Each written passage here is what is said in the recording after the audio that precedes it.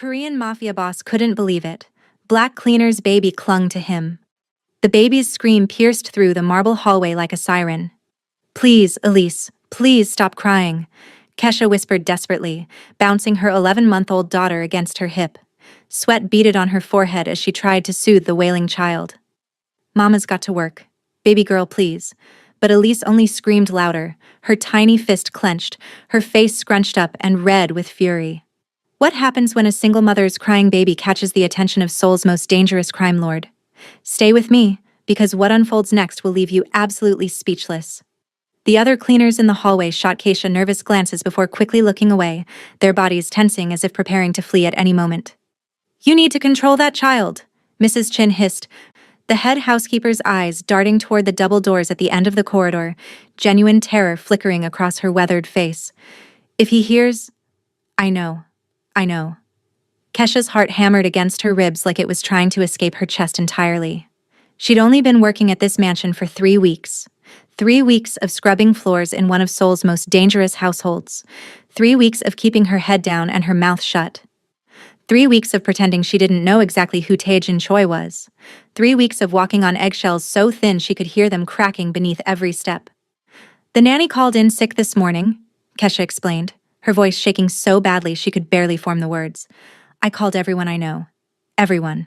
Nobody could watch her on such short notice. And I needed this job. I thought if I could just keep her quiet." "Thought wrong." Mrs. Chin snapped, her face pale as death itself. "Do you have any idea what kind of man?" The double doors exploded open with a force that made the chandelier above them tremble. Every person in that hallway froze. Not just stopped moving, but froze completely, like statues carved from pure fear. Even their breathing seemed to halt, as if the air itself had become too dangerous to disturb. Tae-jin Choi stood in the doorway like a storm made flesh, like violence given human form and wrapped in expensive Italian fabric. 6 feet of controlled destruction in a perfectly tailored black suit that probably cost more than Kesha would make in 5 years. His jaw was clenched so tight that Kesha could see the muscle twitching beneath his skin. A small movement that somehow made him seem even more dangerous. His eyes, cold, dark, absolutely merciless, swept across the frozen staff members like the barrel of a gun searching for a target. "Who," he said quietly, terrifyingly quiet, "is making that noise?" His voice was soft, dangerously soft. The kind of soft that came right before something terrible happened. The kind of soft that made grown men confess to crimes they didn't commit. The kind of soft that had probably been the last thing 17 people heard before they stopped hearing anything at all. Keisha's blood turned to ice in her veins. Her stomach dropped somewhere down near her feet. Every cell in her body screamed danger. Run. Protect your child. But she couldn't move. Couldn't breathe. Could only stand there clutching Elise while her daughter continued to scream. Oblivious to the danger, her little body shaking with the force of her cries. I asked a question. Tae-jin took 1 step forward. Just one. But it felt like the temperature in the hallway dropped 20 degrees. Frost might as well have formed on the marble floors. The chandelier might as well have started swaying from the sheer force of his presence. It's mine, sir." Kesha forced out, her voice barely a whisper, barely anything at all. "My daughter. I'm so sorry. The nanny. Bring her here." Kesha's knees nearly buckled, every drop of strength drained from her legs. "Sir, I don't repeat myself." Every survival instinct Keisha possessed, every alarm bell evolution had installed in the human brain, screamed at her to run, to grab Elise and sprint out of this mansion and never look back. To get on the first plane back to America and pretend South Korea didn't exist. But her feet moved forward instead, betraying every rational thought in her head, carrying her and her screaming baby toward the most feared man in Seoul's underground. The other staff members scattered like cockroaches when light hits them, disappearing into doorways and around corners so fast they might have never existed at all. Within seconds, the hallway was empty except for Keisha, Elise, and the man who could end both their lives with a single word. Keisha stopped 3 feet away from Tae-jin, her arms wrapped protectively around Elise, trying to shield her daughter with her own body even though she knew it was useless. Up close, she could see everything. The scar running along his left cheekbone. A thin white line that somehow made him even more intimidating. The absolute absence of warmth in his expression, like looking at a beautiful statue carved from ice. The way his hands hung loose at his sides, relaxed but ready, like a predator that didn't need to tense before striking. "I'm sorry," she said again, hating how her voice trembled, hating how weak she sounded, hating everything about this moment. "I'll leave right now. I'll—" "How old?" Kesha blinked, thrown completely off balance. "What?" "The child. How old is she?" 11 months, sir." Tajan's eyes dropped to Elise, who was still crying, her face buried against Keisha's shoulder, her tiny body racked with sobs. For a long moment he just stared. His expression didn't change, didn't soften. If anything, it became more focused, more intense. Like he was trying to solve a puzzle written in a language he'd forgotten. Then he did something that made Kesha's world tilt sideways, that made reality itself seem to crack and reform into something she didn't recognize. He reached out his hand. Slowly, deliberately, palm up, fingers slightly curved, in a gesture that was almost gentle. "Don't." The word burst from Keisha before she could stop it, before her brain could catch up with her mouth. She immediately took a step back, clutching Elise tighter, her arms becoming a cage of flesh and bone around her daughter. "I mean, I'm sorry, sir, but she doesn't like strangers. She doesn't let anyone hold her. Not even my mother. She just screams louder if—" Tajan's hand remained extended, patient, waiting, like he had all the time in the world. Like he wasn't a man whose time was literally worth millions per hour, like he was actually interested in holding a screaming baby instead of conducting whatever dark business usually filled his days. "Please," Kesha tried again, desperation making her voice crack. "She'll just—" Elise's head popped up from Keisha's shoulder. The crying stopped. Just stopped. Like someone had flipped a switch. Like the universe itself had decided to pause and watch what happened next. Kesha felt her daughter's body shift, felt those tiny hands releasing their death grip on her shirt and reaching out, grabbing toward Tajan like he was a lifeline instead of a man who'd allegedly killed 17 people with his bare hands, like he was safety instead of the most dangerous thing in this entire building. "No, baby. No." Kesha tried to hold on, tried to keep her daughter close, but Elise was squirming now, lunging toward this stranger with an urgency that made absolutely no sense. Fighting against Keisha's grip with surprising strength, whimpering with frustration, reaching those little hands toward Tajan like she'd die if she couldn't get to him. "Let her go," Tajan said quietly. "Sir, I don't think—" "Let her go." It wasn't a request. It wasn't even a command. It was just a statement of what would happen next, inevitable as gravity. Kesha's arms loosened despite every instinct screaming otherwise, despite every maternal alarm going off in her brain, despite everything she knew about keeping her daughter safe.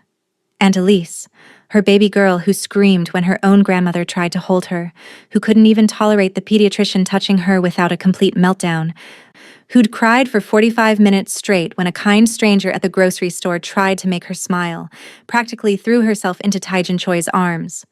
The silence that followed was deafening, more complete than any silence Kesha had ever experienced, the kind of silence that makes your ears ring, the kind of silence where you can hear your own heartbeat, your own blood rushing through your veins. Taejan stood there. This man who commanded an empire built on fear and blood and violence. This man whose name made grown criminals weep. This man who'd built his fortune on the backs of the dead and the terrified, with an 11-month-old baby girl clinging to his neck. Elise's tiny fists gripped his expensive suit jacket, probably wrinkling fabric that cost more than Kesha's car. Her cheek pressed against his shoulder, finding comfort in the hollow there like it had been made specifically for her. Her body relaxed completely, utterly trusting, utterly safe, utterly content. And Taejan. His expression cracked. Just for a second, just long enough for Kesha to see something that looked almost like shock, almost like wonder, almost like pain flash across his face before the mask slammed back down, before the ice reformed, before he became unreadable again. "She's calm?" he observed, his voice oddly neutral, almost confused, like he was reporting something he couldn't quite believe himself. Kesha couldn't speak. Her throat had closed up completely. Her brain simply refused to process what she was seeing, refused to accept this reality, refused to make sense of the impossible thing happening right in front of her eyes. Her baby, her difficult, particular, stranger-hating baby, was falling asleep in a Mafia boss's arms, If you're as shocked as Kesha right now, drop a comment below. What do you think is happening here? And if you're invested in this story, do me a favor. Hit that like button and subscribe so you don't miss what happens next. Trust me, you're going to want to see where this goes. Kesha swallowed hard, trying to find her voice, trying to find any words that made sense. Yes, sir. I don't understand. What's her name? Elise. Taejin adjusted his hold on the baby slightly, supporting her more securely, his large hands gentle in a way that seemed completely at odds with everything Kesha knew about him. Elise made a small, contented sound, a little sigh of pure peace, and closed her eyes. She was falling asleep in a Mafia boss's arms in under 30 seconds flat. 30 seconds. It had taken Kesha 40 minutes to get her down for her nap that morning. Sir. Mrs. Chin's voice cracked from somewhere down the hallway, thin and terrified. Your meeting. The Busan representatives are waiting. They've been waiting for 20 minutes already. Reschedule it. Sir, I said, reschedule it. Taejin's voice cut like a blade through butter, sharp and absolute and final. But he didn't raise it, didn't change his volume at all, didn't disturb the sleeping child in his arms. All the deadliness was in the tone, in the expectation of immediate obedience, in the unspoken threat of what would happen if that obedience wasn't forthcoming. His eyes found Kesha's, locked onto them with an intensity that made her feel pinned in place. You. What's your name? Kesha, sir. Kesha Williams. American. Yes, sir. I moved here 18 months ago. I was studying at Yonsei University before. She stopped herself, biting her tongue. He didn't need her life story. He didn't care about her dreams or her failures, or how she'd ended up scrubbing toilets in his mansion. Taejin studied her for a long moment, his eyes moving over her face like he was memorizing every feature, cataloging every detail.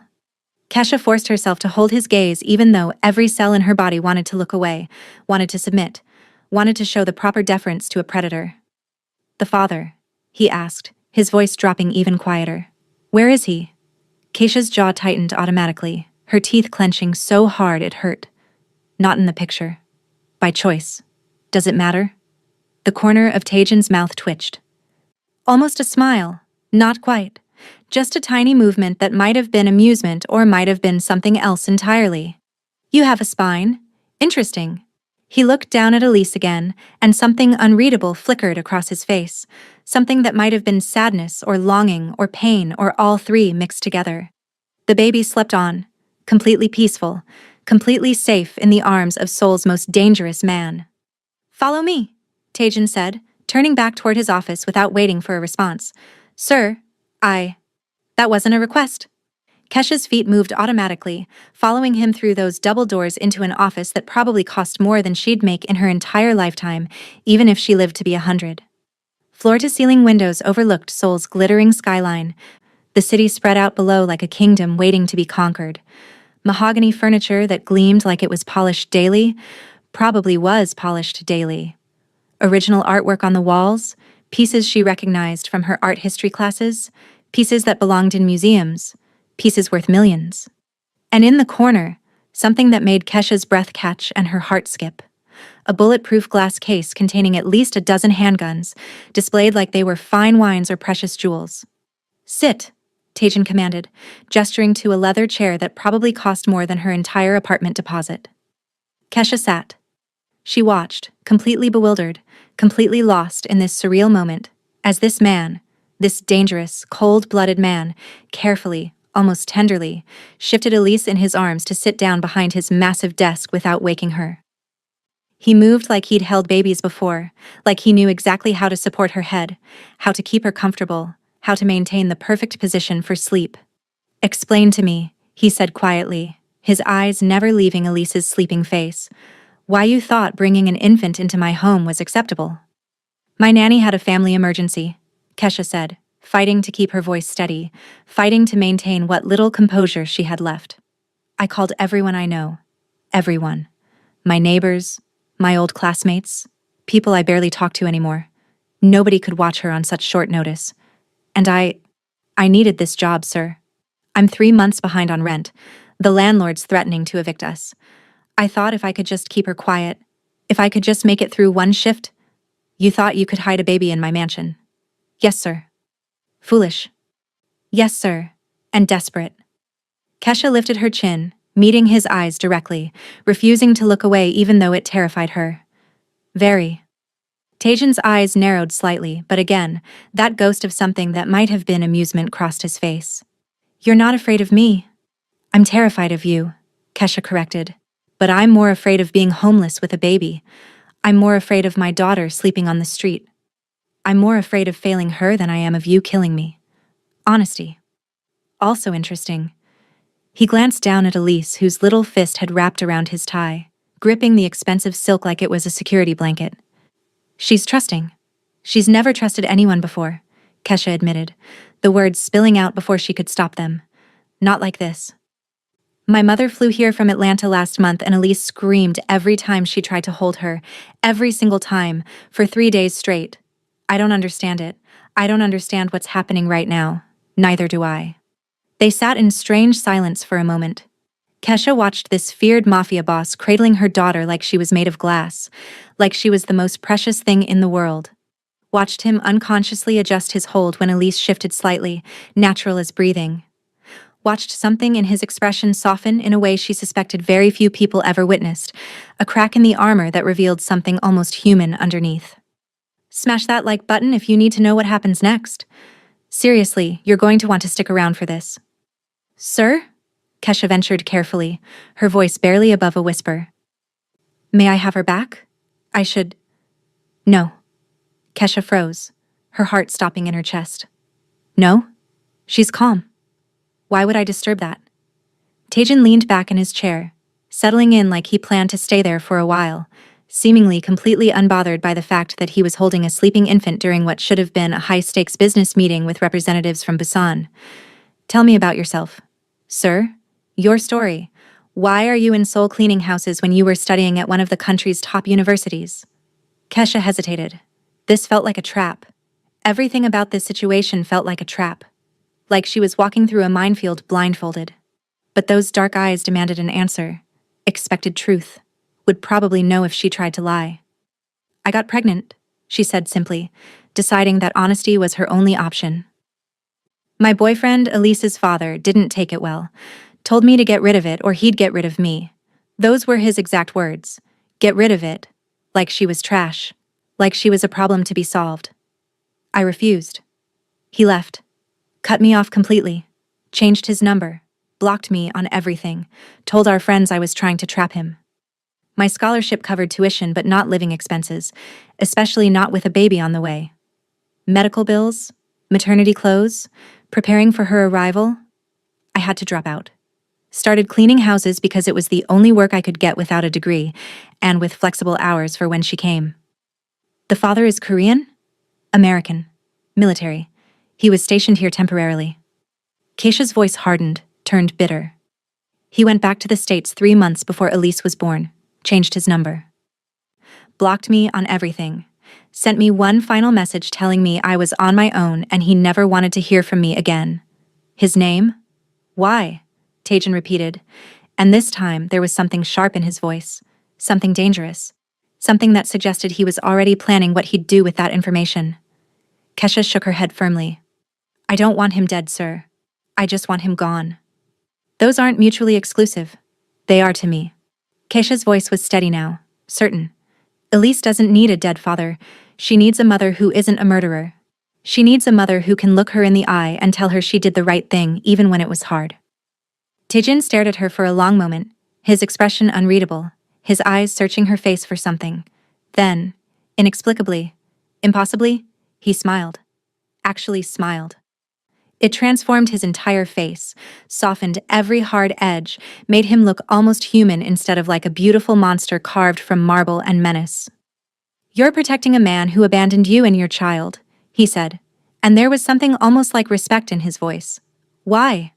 Because Elise doesn't need a dead father, Kesha repeated. She needs a mother who isn't a murderer. She needs to know that we survived without him, that we were strong enough without his blood on our hands. The smile faded slowly, like sunset bleeding into night. I see. May I have my daughter back now, sir? I'll leave. I understand. You'll need to fire me. I'll pack my things and... You're not fired. Kesha blinked, certain she'd heard wrong. I'm not. No. Taejin stood up carefully, moving with practiced precision, still cradling Elise like she was the most important thing he'd held in years. He walked around the desk, each step measured and deliberate, and with infinite care, with a gentleness that seemed impossible from hands that had killed, transferred the sleeping baby back into Keisha's arms. Elise stirred slightly but didn't wake, just made a small sound and nestled into Keisha's shoulder, seeking familiar warmth. In fact, Taejin continued, his voice taking on that tone that suggested his decision was already made and arguing would be pointless, your circumstances are about to change significantly. I don't understand. You will. Taejin returned to his desk and pressed a button on his phone, a small beep echoing in the vast office. Seojun, come to my office. Within seconds, the door opened. A man entered, tall and lean with sharp features and eyes that missed absolutely nothing, that cataloged every detail of a room in microseconds. He took one look at Keisha holding a baby, and his eyebrows shot up so high they almost disappeared into his hairline. Boss, he started, clearly confused. This is Keisha Williams and her daughter Elise, Taejin said, his voice casual, matter-of-fact, like he was discussing the weather instead of something that would apparently change Keisha's entire life. Effective immediately, Keisha is no longer part of the cleaning staff. Keisha's stomach dropped somewhere down near the floor. Sir, she's my new personal assistant. The room went silent. Completely, totally silent. Seojun's jaw actually dropped, his professional composure cracking completely. You're what? You heard me? Taejin's voice was calm, matter-of-fact, as if he hadn't just said something absolutely insane, as if he promoted cleaning staff to personal assistant positions every day. Kesha needs employment that accommodates her daughter. I need someone who isn't afraid to speak honestly to me. It's an efficient arrangement. Boss, with all due respect, Seojun started carefully, choosing his words like he was defusing a bomb. Is there a problem? The temperature in the room plummeted again, that same deadly cold that had filled the hallway earlier. Seojun immediately shut his mouth and shook his head rapidly. No, sir. No problem at all. Good. Taejin's eyes found Keisha's, held them with an intensity that made it impossible to look away. Your salary will be 15 million won per month. The apartment above the garage is vacant. You and Elise will move in tomorrow. Childcare will be provided on site. You'll work standard business hours. Your responsibilities will include managing my schedule, screening communications, and attending meetings as needed. Kesha couldn't breathe. 15 million won.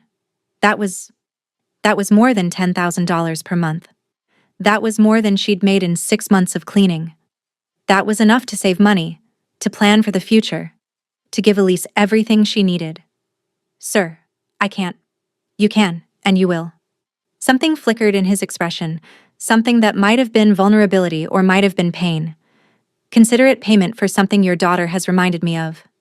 What's that? Taejin looked at Elise, still sleeping peacefully in Keisha's arms, and when he spoke again, his voice was barely above a whisper. Raw and honest in a way that felt like witnessing something private. That not everyone sees a monster when they look at me. Stay tuned for what happens next. Subscribe so you don't miss the next part of this incredible story.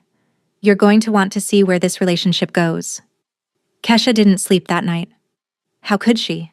24 hours ago, she'd been scrubbing toilets in a borrowed uniform 2 sizes too big, dodging eviction notices slipped under her apartment door, wondering if she'd have to choose between feeding Elise or keeping the electricity on. Now she was sitting in a luxury apartment with marble countertops that gleamed like ice, stainless steel appliances that probably cost more than her college tuition, and a view of the Han River that made the city look like something out of a dream, watching Elise sleep in a brand new crib that probably cost more than Kesha's entire life savings. This is crazy, she whispered to herself, to the empty room, to the universe that had apparently decided to turn her life upside down. This is absolutely crazy. This doesn't happen. Things like this don't happen to people like me. Her phone buzzed on the granite countertop, the sound impossibly loud in the quiet apartment. A message from an unknown number. Be ready at 8 a.m. Seojun will brief you on your duties. Dress professionally. TC. Taejin Choi had her number. The Mafia boss had her personal phone number. had probably had one of his people pull her file, her background check, everything about her. Kesha's hands shook as she typed back, "Yes, sir." 3 dots appeared, then disappeared, then appeared again, like he was typing and deleting and typing again. The baby. She slept well? Kesha stared at her phone like it had grown a second screen, like reality had fractured and reformed into something unrecognizable. Was Seoul's most feared crime lord really asking about her daughter's sleep schedule? Was this actually happening? Yes, sir. She's been out for 3 hours. That's a record. She usually wakes up every hour crying. Good. That was it. Just good. But something about that single word made Keisha's chest feel strange, made warmth bloom somewhere behind her ribs, made her smile despite everything, despite the insanity of this entire situation. Drop a comment if you think something deeper is going on here, because I'm telling you, this is just the beginning. The next morning came too fast. Kesha dressed in the only professional outfit she owned, a simple black dress she'd bought secondhand for university presentations 3 years ago, back when she'd thought her biggest worry would be thesis defenses and job interviews. She did her makeup carefully, trying to cover the dark circles under her eyes, twisted her hair into a neat bun, and tried to look like someone who belonged in a mafia boss's inner circle. She failed, spectacularly. The dress was slightly too big now. She'd lost weight from stress and irregular meals. The shoes were scuffed no matter how much she'd polished them. She looked exactly like what she was, a broke single mother playing dress-up. "You look terrified," Seojun observed when he arrived at exactly 8 o'clock, punctual to the second. He handed her a tablet that was sleeker than anything she'd ever owned and a black phone that felt expensive just to hold. That's normal. Everyone's terrified of him at first. At first? Kesha adjusted a leash on her hip, trying to look more confident than she felt. When does that stop? It doesn't. You just get better at hiding it. Seojun's expression softened slightly when he looked at Elise, who was chewing on her fist and watching him with curious eyes. The boss arranged for a nanny. She'll be here in 10 minutes. Former intelligence officer, trained in child safety and security protocol. Your daughter will be safer than the president's kids. Why is he doing this? Kesha asked quietly, voicing the question that had kept her up all night. None of this makes sense. I'm nobody. I'm just a cleaning woman with a baby who happened to cry in the wrong hallway. Seojun studied her for a long moment, his eyes searching her face like he was trying to decide how much to tell her. The boss doesn't explain himself. Ever. But I've worked for him for 8 years and I've never seen him react to anyone the way he reacted to your daughter yesterday. Whatever she did. Whatever he saw in her. He shook his head, clearly struggling to find words. It changed something. I don't know what, but something fundamental shifted. Before Kesha could respond, before she could ask what he meant, the doorbell rang. The nanny was a woman in her 50s, with kind eyes, and the posture of someone who could probably kill you with a chopstick and make it look like an accident. Her name was Ms. Huang, and within 5 minutes, Elise was giggling in her arms like they'd known each other forever, like Ms. Huang was her favorite person in the world. She's precious, Ms. Huang said warmly, bouncing Elise gently. We'll have a wonderful day together. Don't worry about a thing. Kesha's throat tightened with emotion she couldn't quite name. She doesn't usually... I know. Seojun briefed me. Ms. Huang smiled gently. But children sense energy, and right now, your baby feels safe here. That's all that matters. Safe, in a mafia compound. The irony wasn't lost on Kesha. Taejin's office was exactly as she remembered, intimidating, expensive, and somehow cold, despite the morning sunlight streaming through those floor-to-ceiling windows and painting the room gold. He stood by those windows now, phone pressed to his ear, speaking rapid Korean in a voice that could freeze hell itself.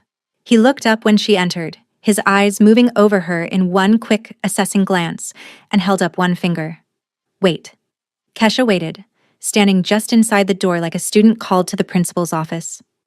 If those shipments aren't in Busan by Friday, Taejin said into the phone, his voice dropping to something deadly, something that made the hair on Kesha's arms stand up. I'll personally ensure you spend the rest of your very short life regretting it. Are we clear? A pause. Silence that stretched like pulled taffy. Excellent. He ended the call and turned to face her fully. His eyes traveled over her appearance once, quickly, professionally, noting everything. You look nervous. I am nervous, sir. Don't be. You're here because your daughter has better judgment than most adults I know. He moved to his desk, his movements fluid and controlled, and gestured for her to sit. Today, you observe. Watch everything. Ask questions. Learn how I work. Yes, sir. And Keisha? Sir? Stop calling me sir every sentence. Taejin is fine when we're alone. Her eyes widened. She felt her heart skip a beat. I don't care what you think. I care what I tell you to do. But there was no heat in his voice. Almost like he was testing her. Like this was some kind of exam she didn't know she was taking. Say it. Say what? My name. Keisha's heart hammered against her ribs like it was trying to escape. This felt dangerous. Intimate in a way that made her skin prickle, that made the air between them feel charged. Taejin, she forced out, her voice barely steady. His expression didn't change, but something flashed in his eyes. Satisfaction, maybe. Or something deeper. Better. Now, we have 4 meetings today. 2 with legitimate business partners, 2 with people who would kill me if they thought they could get away with it. Your job is to take notes and watch body language. Tell me afterward what you noticed. You want me to analyze people? Your daughter saw something in me that no one else sees. Taejin's voice was quiet, thoughtful. I'm curious if you inherited that same instinct. Hit that subscribe button because this story is about to get intense. You don't want to miss what's coming. The first meeting was with a tech CEO who kept glancing at Kesha like she was a bomb that might explode, like her presence was some kind of test he didn't understand. Taejin negotiated a partnership deal worth billions of won without raising his voice once. He was smooth, calculated, terrifying in his precision. Every word was chosen carefully. Every pause was deliberate. He moved through the negotiation like a chess grandmaster who could see 20 moves ahead.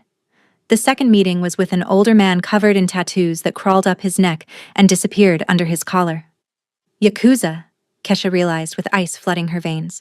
They spoke in a mixture of Korean and Japanese that she couldn't follow, but she didn't need to understand the words to understand the dynamic. Taejin's entire demeanor changed. Harder, colder, more dangerous. Less businessman, more predator. The kind of man who could order someone's death between bites of lunch. When the man left, when the door clicked shut behind him, Taejin turned to her with that same assessing gaze. What did you notice? Keisha hesitated, second-guessing herself. The tech CEO was afraid of you, but the Yakuza boss respected you. There's a difference. Go on. The CEO kept looking at me because he was trying to figure out our relationship. If I'm someone important to you, someone you care about, he'll try to use that somehow. Leverage or information or something. The Yakuza boss never looked at me once. He already knew I was irrelevant to the negotiation. A secretary. Background noise. Taejin's lips curved into something that might have been a smile. Not bad. What else? The tech CEO is going to try to renegotiate in 3 months, Kesha continued, gaining confidence. He agreed too easily to the terms. He's planning something, waiting for a better position. And the Yakuza boss is planning something too. He kept touching his ring. Left hand, third finger. A nervous tell. He's worried about something. Taejin leaned back in his chair, studying her with new interest, like she'd just revealed something unexpected. You're observant. I'm a single mother. You learn to read people when your survival depends on it. You learn to know when the landlord is serious about evicting you or just trying to scare you. You learn to know which neighbors to trust with your spare key. You learn because you have to. Indeed. He stood up, the movement fluid and controlled. We're done for the day. Go check on Elise. Kesha blinked, confused. It's only 2 p.m. And you've done more than I expected. Go be with your daughter. She didn't need to be told twice, but as she reached the door, as her hand touched the handle, his voice stopped her. Kesha. She turned. Taejin stood by the window again, backlit by the afternoon sun streaming through the glass. For a moment, just a brief moment, he looked almost lonely, isolated in a way that money and power couldn't fix. Thank you, he said quietly. For what? For not running. Most people would have. Kesha thought about that for a moment. Really thought about it. Then she smiled. Small, but genuine. Most people don't have a baby who apparently thinks you're some kind of teddy bear. His laugh was unexpected. Brief, but real. A sound that transformed his face completely. Get out of here before I assign you more work. The weeks that followed fell into a strange rhythm that somehow became normal. Kesha learned the business, both the legitimate side that dealt in real estate and tech investments, and the parts that existed in shadows, that dealt in things she tried not to think about too carefully. She sat in meetings with gang leaders who had bodies buried in foundations, and corporate executives who wore $1,000 suits and had blood on their hands too. Just different kinds. She watched Taejin command rooms with nothing but his presence, watched men twice his age defer to him, watched him build and destroy with equal ease. And every evening, without fail, he stopped by the apartment to see Elise. "She's growing," he observed one night, crouching down as Elise toddled toward him on unsteady legs, her little arms outstretched for balance. She grabbed his finger with both hands, laughing with pure joy, and he steadied her gently. "She's walking," Kesha exclaimed, her heart swelling with pride and happiness. "Taejin, I see." His voice was soft, reverent, filled with wonder. He scooped Elise up and she immediately patted his face with her tiny hands, exploring his features with innocent curiosity. "Look at you," he murmured, "getting so strong, so brave." Kesha's heart did something complicated in her chest, something she tried not to examine too closely. "You're good with her," she said quietly. "I had a sister once. She was small like this." His jaw tightened, muscles tensing beneath skin. "A long time ago." "What happened?" "She died. I couldn't protect her." The words hung in the air like smoke, like ghosts. "I'm sorry," Kesha whispered. "Don't be. It made me what I am." He looked at Elise, something raw and painful crossing his face, something that looked like old grief never fully healed. "But your daughter, she doesn't see what I am. She just sees me." "Maybe that's because she knows who you actually are," Keisha said softly. Taejin's eyes met hers, dark and intense. "And who is that?" "I'm still figuring that out." Comment below. Do you think there's something romantic brewing here? Because I'm starting to wonder. Everything changed on a Tuesday. Kesha was reviewing contracts in Taejin's office, trying to understand the legal jargon, when Seojun burst through the door without knocking. Gun already drawn, safety off, expression pure controlled panic. "Boss, we have a problem. Kim's crew just..." The window exploded. Glass rained down like deadly snow, thousands of shards catching the afternoon light as they fell.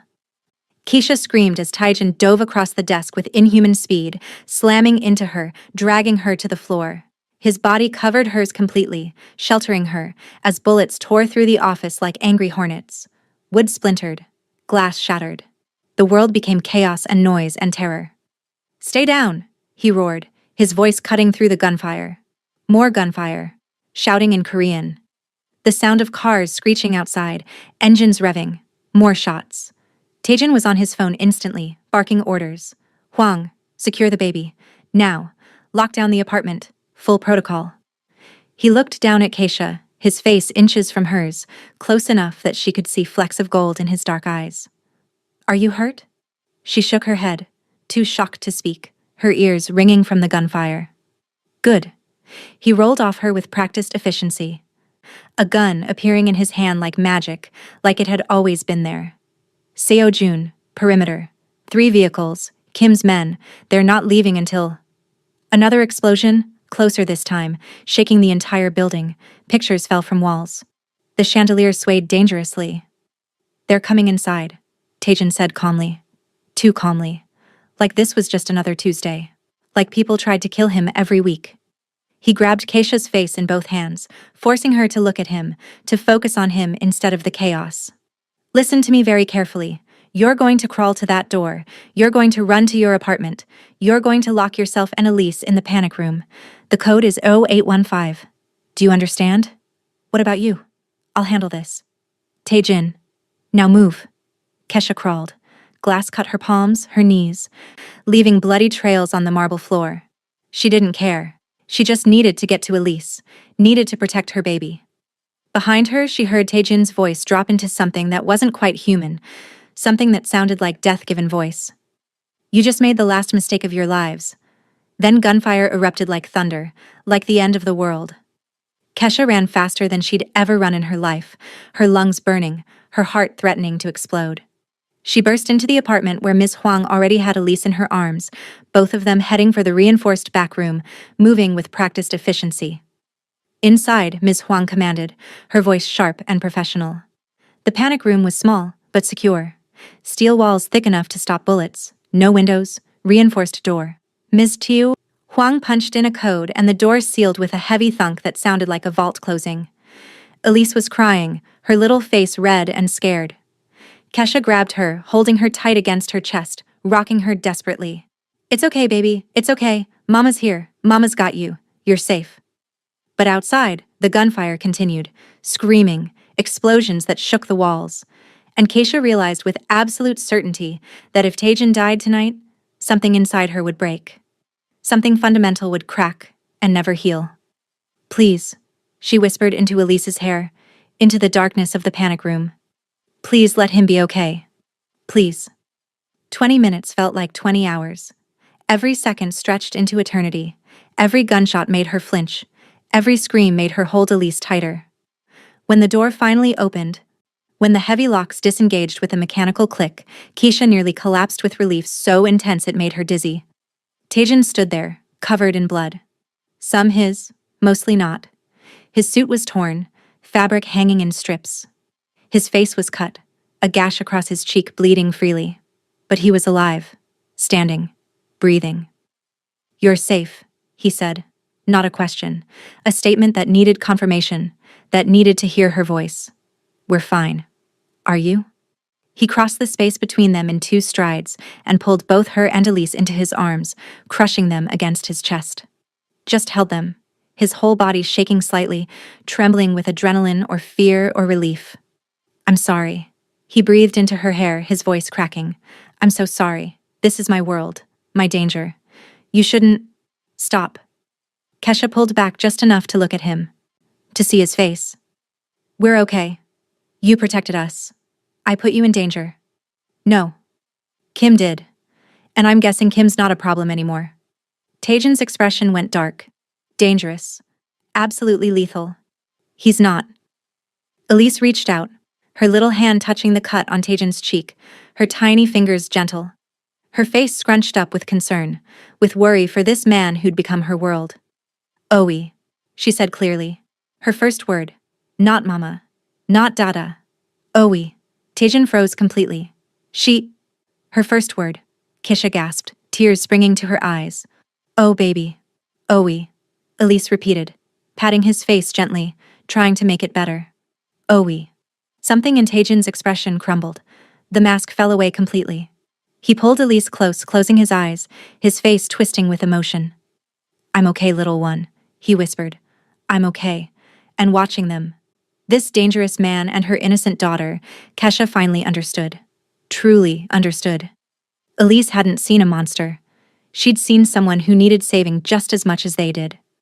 "Taejin," Kesha said softly. He looked at her, really looked at her, and she saw everything. The loneliness, the pain, the desperate hope. "Stay," he said. Not a command, a plea. Raw and honest and vulnerable. "Both of you, stay with me. Let me protect you. Let me..." His voice cracked. "Let me be something other than a monster." Kesha reached out, took his bloodied hand in hers, laced their fingers together. "You already are." Elise giggled and patted both their faces, delighted. "Owie," she announced proudly. "All better." And somehow, impossibly, miraculously, it was. The weeks after the attack changed everything and nothing all at once. Taejin became more protective, if that was even possible. There were more guards now, subtle but present. Men in dark suits positioned at every entrance, every exit. Security cameras that Kesha tried not to think about. Bulletproof glass installed in every window. The apartment had been upgraded with more layers of protection, more safeguards, more ways to keep them safe from a world that wanted Taejin dead. But with Kesha and Elise, he was softer than ever. "She's saying more words," Kesha told him one evening as they sat in the apartment's living room. Elise was on the floor, playing with blocks that probably cost more than Keisha's entire childhood toy collection. Book, water, more. She's like a little sponge. Taejin watched Elise stack blocks with an intensity that would have been unsettling if Keisha didn't understand it now. He watched her like she was the most precious thing in the world, like she was hope made flesh. What about Dada? He asked quietly, almost carefully. Has she said that yet? Keisha's breath caught. They hadn't talked about this, hadn't defined what they were to each other, what he was to Elise. He visited every evening, brought gifts, held her, played with her. But they'd never discussed the labels, the titles, the implications. No, Kesha said softly. Not yet. Tejan nodded, something flickering in his expression. Disappointment, maybe, or understanding. She has a father. Even if he's absent. I don't want to. You don't want to what? Kesha asked, setting down the report she'd been reviewing. Overstep. Tejan's jaw tightened. I know what I am. What I do. I know I have no right to want. Elise chose that moment to toddle over to Tejan, her little arms reaching up. Up! She demanded, up! He lifted her immediately, settling her on his lap. She grabbed his face with both hands, squishing his cheeks together, and giggled. Silly, she declared. Kesha's heart clenched. You have every right, she said quietly. You've been here every single day. You've protected us, provided for us, loved her when her actual father couldn't be bothered to even acknowledge her existence. Tejan's eyes met hers over Elise's head. And you? He asked, his voice barely above a whisper. Do I have the right to want you too? The air between them shifted, became charged with something that had been building for weeks. Months, maybe, since the first moment he'd held Elise and something had cracked in both of them. Kesha stood up, crossed the space between them, and did something she'd been wanting to do for a long time. She leaned down and kissed him, soft and slow and deliberate. When she pulled back, Elise was clapping and laughing. More kisses. You've had the right, Kesha whispered, for a while now. I was just waiting for you to realize it. 3 months later. Keisha had learned to navigate Tejan's world with surprising ease. She understood the codes now, the unspoken rules. She knew which business partners could be trusted and which ones were waiting for an opportunity to strike. She knew how to read a room full of dangerous men and identify the greatest threat. She knew when to speak and when to stay silent. But more than that, she'd learned Tejan himself. She learned that he took his coffee black with exactly 2 sugars. No more, no less. That he had nightmares sometimes. Waking up in the middle of the night covered in cold sweat, reliving things he'd done and things that had been done to him. That he couldn't stand the smell of cherry blossoms because they reminded him of his sister's funeral. That he'd been building this empire since he was 16 years old, clawing his way up from nothing with blood on his hands and ice in his veins. She learned that beneath the monster everyone feared was a man who just wanted to be seen as something more. They were in his office late one evening, Elise long asleep in the apartment with Ms. Huang watching over her.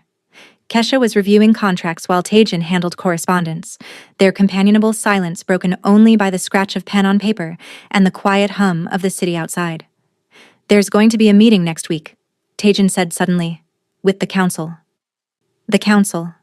Kesha had learned about them, the 5 most powerful crime families in South Korea, a delicate balance of power and mutual destruction. Tejan was the youngest member, the newest, and therefore the most vulnerable to challenge. What about? She asked carefully. Territory disputes. The Busans think I've been encroaching on their operations. He set down his pen and looked at her. They're not wrong. Tejan, I need to expand, Kesha. I need to be untouchable. Because if I'm not, if there's even a hint of weakness, they'll come for me. And when they come for me, they'll come for you. For Elise. So, what are you going to do? What I always do. He stood up, walked to the window, his reflection ghostly in the glass. Make them more afraid of attacking me than they are interested in my territory. Kesha set down the contract she'd been reading. That's a temporary solution. Fear only lasts as long as you're the scariest thing in the room. What are you suggesting? Alliances. Real ones. She stood up and joined him at the window. You've been operating alone, keeping everyone at arm's length because you don't trust anyone. But what if you gave them a reason to want you to succeed? What if you made yourself valuable instead of just terrifying? Tejan turned to look at her. Really look at her. You want me to play politics? I want you to survive. Kesha met his gaze steadily. I want Elise to grow up with you in her life. I want us to have a future that doesn't involve running or hiding or waiting for the next attack. His hand came up, cupped her face gently. When did you become so strategic? When I realized I had something worth fighting for. He kissed her then, deep and thorough, and Kesha felt the now familiar warmth spread through her chest. This dangerous man, this beautiful monster, had become home. The council meeting was held in a private room at one of Seoul's most exclusive restaurants. Kesha wasn't supposed to attend. Women rarely did at these gatherings, but Taejin had insisted. "You're my assistant," he'd said. "You go where I go." The other council members had been less than pleased, but they couldn't refuse, without losing face. Kesha sat slightly behind Taejin, taking notes, watching everything. The leader of the Busan family was an older man named Mr. Park, silver-haired and sharp-eyed. The Incheon representative was a woman, surprisingly, Mrs. Yang, who watched Kesha with particular interest. The others were men in their 40s and 50s, successful, dangerous, used to getting what they wanted. "Let's discuss the issues," Mr. Park began, his voice carrying the weight of authority. "Your operations in the port district have been affecting our shipments." Taejin leaned back in his chair, perfectly relaxed, perfectly controlled. "My operations are legitimate. If they're affecting your shipments, perhaps you should reconsider the legality of what you're shipping." The room went cold. "You dare?" "I dare state facts," Taejin interrupted smoothly. "But I didn't come here to argue. I came with a proposal." That got their attention. Kesha saw the shift, the lean forward, the sudden interest. "The tech sector is exploding," Taejin continued. "AI, robotics, semiconductors. South Korea is positioned to dominate that market, but it requires significant capital investment and political connections. I have both. What I'm proposing is a joint venture. We pool resources, create a legitimate tech consortium, and use it to expand our influence in legal markets." "Why would we need you for that?"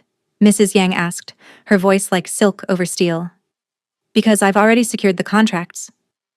Taejin nodded to Kesha, who pulled out a folder and distributed copies. 3 major government deals, pending approval. With council backing, approval is guaranteed. The room fell silent as they reviewed the documents. Kesha watched their faces, saw the calculation, the greed, the slow realization that Taejin was offering them something valuable. "What's your percentage?" Mr. Park asked finally. 30%. Protests immediately erupted, but Taejin held up a hand. 30%. "And I handle all the political relationships, all the risk. You invest capital and collect dividends. Clean money, legal money, the kind of money that doesn't disappear when governments change." Mrs. Yang smiled, slow and knowing. "You're buying legitimacy." "I'm building a future," Taejin corrected. "For all of us." The vote was 4-1 in favor. Only Mr. Park abstained, clearly unhappy but unable to deny the logic. When they left the restaurant 2 hours later, Taejin's hand found Keisha's. "You did it," she said softly. "We did it." He pulled her close. "You showed me another way." Is this the redemption arc you've been waiting for? Comment below and let me know what you think happens next.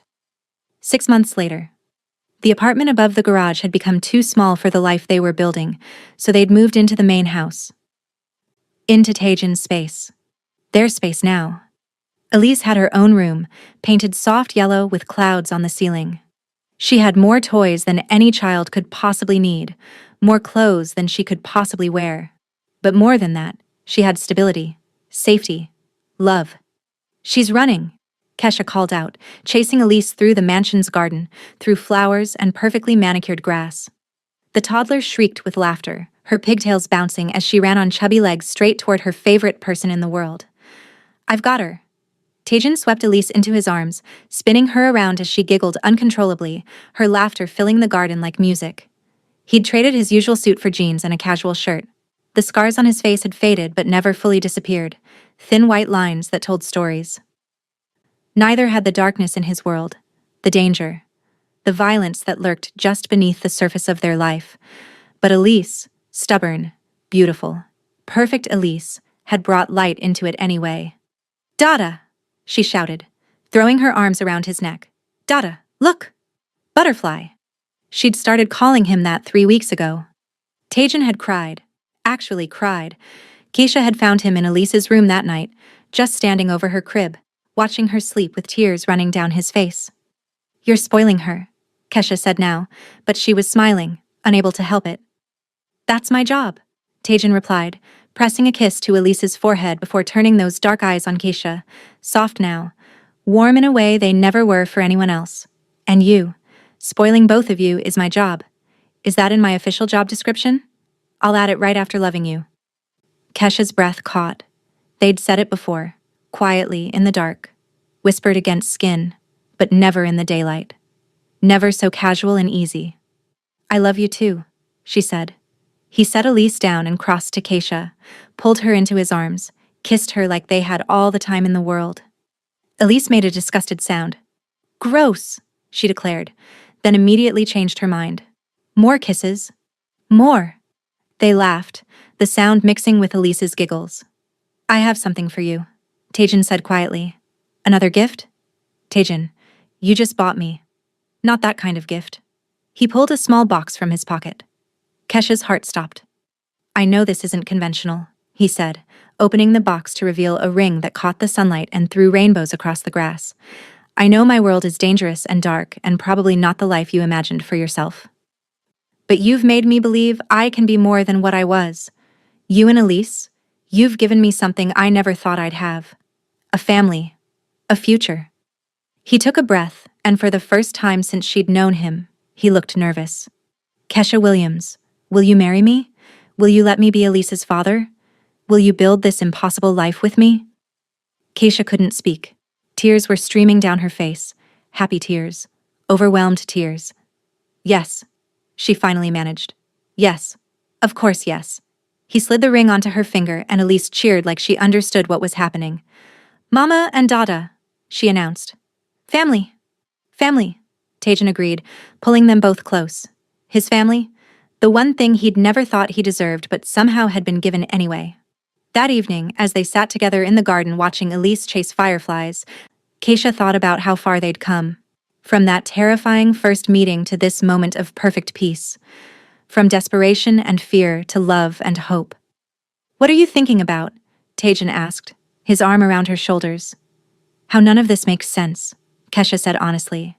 "How we shouldn't work. How this should never have happened. But it did." "But it did," she agreed, leaning into him. "And I wouldn't change a single thing." Elise ran back to them, her hands cupped carefully. "Look! Lightning bug!" She opened her hands and the firefly flew away, its light blinking in the gathering dusk. They watched it go. This small moment of beauty in a world that could be so dark. "I need to tell you something," Tajan said quietly. Kesha looked up at him, saw the seriousness in his expression. "What?" "I'm stepping back. From the council. From the operations. I'm promoting Seojun to handle the day-to-day. I'll still oversee the legitimate businesses, but the rest..." His jaw tightened. "I want to be here. With you. With Elise. I don't want to miss her childhood because I'm too busy being a monster." Kesha's throat tightened with emotion. "You're sure? I've never been more sure of anything." He looked at Elise, who was now lying on the grass looking up at the stars beginning to appear. "She sees me as her father. I want to be worthy of that. I want to be the man she believes I am." "You already are," Kesha whispered. "I'm trying to be," he corrected. "Every day I'm trying." They sat in comfortable silence as the garden filled with the songs of evening crickets and the soft glow of more fireflies. Elise eventually fell asleep between them, her small body warm and trusting. 2 years later. The transformation of Taejin Choi became the stuff of legend in Seoul's underground, the feared crime lord who'd walked away from the darkness, who'd chosen a different path. Some called it weakness, others called it wisdom. But to those who knew the truth, it was simply love. The tech consortium had exploded beyond anyone's expectations. What had started as a way to legitimize dirty money had become a genuine empire of innovation. Taejin's name was now associated with cutting-edge AI development, not bodies in the Han River. He spoke at business conferences instead of ordering executions. He wore suits to board meetings, not to intimidate rivals. But the most remarkable change wasn't in his business empire or his reputation, it was in his home. "Mama!" Elise called out, now a confident 3-year-old with her mother's eyes and her father's determination. "Mama, Dada says I can have a puppy." Kesha looked up from her laptop, where she was reviewing proposals for the consortium's latest venture. Did he now? Tijan appeared in the doorway, Elise on his shoulders, both of them wearing matching guilty expressions. She makes a compelling argument, he said with a shrug. How can I refuse? You're impossible, Kesha laughed. Both of you. Elise climbed down and ran to her room, already planning where the puppy would sleep. Tijan crossed to Kesha, pulled her up from the couch, and wrapped his arms around her. I have news, he said. Good news or bad news? Good news. He kissed her forehead. The consortium just secured the government contract for the National AI Infrastructure Project. We're talking about a 50 billion won deal over 5 years. Kesha's eyes widened. Taejin, that's incredible. It's legitimate, he said, and there was wonder in his voice. Completely legitimate. No favors owed, no dirty money, no threats. Just good business. See? I told you there was another way. You did. He pulled her closer. You showed me I could be more than I was. That I didn't have to stay in the darkness just because that's where I started. A sound from the doorway made them both turn. Ms. Huang stood there, her expression conflicted. Sir, madam, there's someone here to see you. He says he's family. Keisha felt Taejin tense against her. I don't have family. He says his name is David Matthews, Elise's biological father. The world seemed to stop. Keisha's blood turned to ice. After all this time, after 3 years of silence, of abandonment, he showed up now? Where is he? Taejin's voice had gone cold, dangerous. The monster wasn't gone, just sleeping. In the front sitting room. I didn't let him pass the entrance. Good. Taejin started to move, but Kesha grabbed his arm. I'll handle this, she said firmly. Kesha. I said I'll handle it. She walked to the sitting room with her head high and her heart hammering. David Matthews stood by the window, older than she remembered, thinner. He turned when she entered, and she saw the shock on his face. Kesha, you look different. 3 years will do that, she said coolly. What do you want, David? He had the grace to look ashamed. I heard you were here, that you'd done well for yourself. I wanted to see Elise. I wanted to... No. The word came out sharp and final. Keisha, please. I made a mistake. I was young and stupid and scared. You were a coward, Kesha corrected. You told me to get rid of my baby or you'd get rid of me. Those were your exact words. Do you remember? I was wrong. I know that now. But she's my daughter. I have rights. You have nothing. Kesha's voice was steel. You signed away your rights when you abandoned us. Legally, financially, emotionally. You don't get to show up now because you heard I'm not struggling anymore. I want to make it right. You can't. Kesha felt Taejin's presence behind her. Silent support. There's no making this right. Elise has a father. A real one. One who's been there every single day since she was 11 months old. One who holds her when she has nightmares, who reads her bedtime stories, who teaches her to be brave and kind. That's not you. David's jaw clenched. I could fight this. Get a lawyer. Taejin stepped forward then, and David actually flinched. You could try, Taejin said quietly. But I should warn you, I have excellent lawyers, the best money can buy. And I have something else you don't. What's that? I have love for that little girl. Real love. The kind that stays even when things get hard. The kind that doesn't run. So go ahead. Get your lawyers. Spend your money. But you'll lose. And even if by some miracle you didn't, even if you somehow got visitation rights, you'd have to look that beautiful child in the eyes and explain why you abandoned her before she was even born. David looked between them, seeing the unified front, the unshakable bond. His shoulders slumped. I just wanted to know she was okay, he said quietly. She's better than okay, Kesha said, her voice softening slightly. She's happy, healthy, loved. She has everything she needs. The best thing you can do for her is leave. Let her have the life she deserves without the confusion of a father who couldn't be bothered to care until it was convenient. David nodded slowly. You're right. He looked at Kesha one more time. I am sorry. For what it's worth. It's not worth much, Kesha said, but I accept it. Now please go. After he left, Kesha sagged against Taejin, the adrenaline draining. You okay? He asked softly. Yeah, actually, yes. For the first time, I'm completely okay. She looked up at him. He doesn't get to haunt us anymore. He's just a stranger who shares some DNA.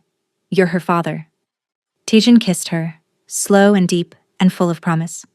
And you're going to be my wife, in 3 weeks. The wedding was small, intimate, just close friends and the few family members Kesha had left. Seo-jun was the best man. Ms. Huang cried through the entire ceremony, and Elise, wearing a little white dress that matched Keisha's, carried the rings down the aisle with solemn importance. Do you, Taejin Choi, take Keisha Williams to be your lawfully wedded wife? I do. His voice was steady, certain. Absolutely. And do you, Keisha Williams, take Taejin Choi to be your lawfully wedded husband? Keisha looked at this man, this former monster who'd become her everything. I do. Then by the power vested in me, I now pronounce you husband and wife. You may kiss your bride. And he did. While Elise cheered and clapped, while their friends celebrated, while the world kept turning and life kept moving forward.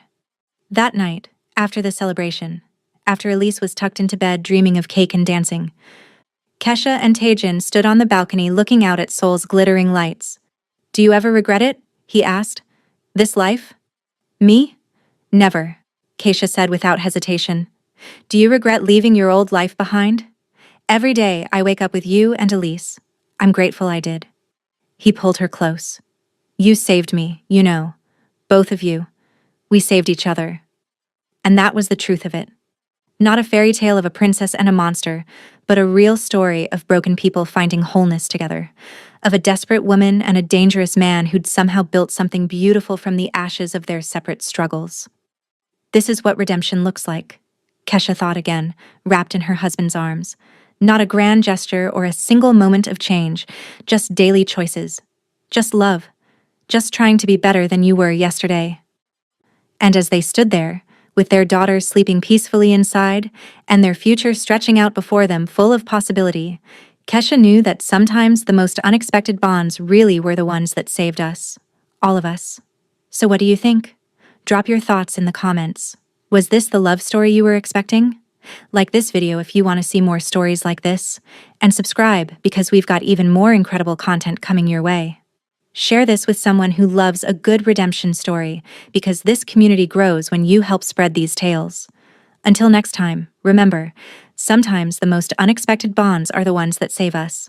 Sometimes the people we're most afraid of are the ones who need us most. And sometimes, just sometimes, a baby's trust can change everything. Because at the end of the day, we're all just looking for someone who sees us not for the monsters we've been, but for the people we're trying to become.